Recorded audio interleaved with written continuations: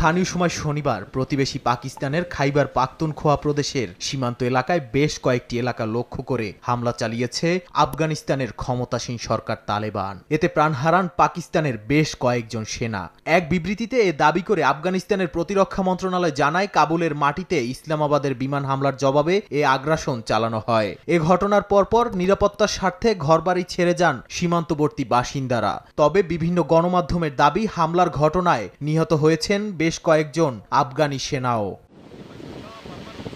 এ বিষয়ে উপদেশের কর্মকর্তারা বলছেন, দুই পক্ষের সীমান্তরক্ষী বাহিনীর মধ্যে বিক্ষিপ্ত সংঘর্ষ হয়েছে। এতে উভয় রাষ্ট্রের সীমান্তরক্ষী বাহিনী ভারী অস্ত্রের ব্যবহার করেছে।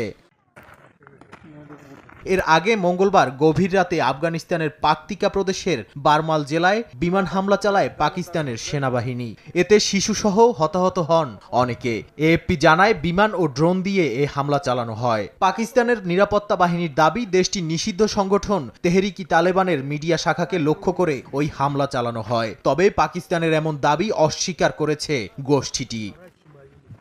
নাদিম মারজান, সময় সংবাদ।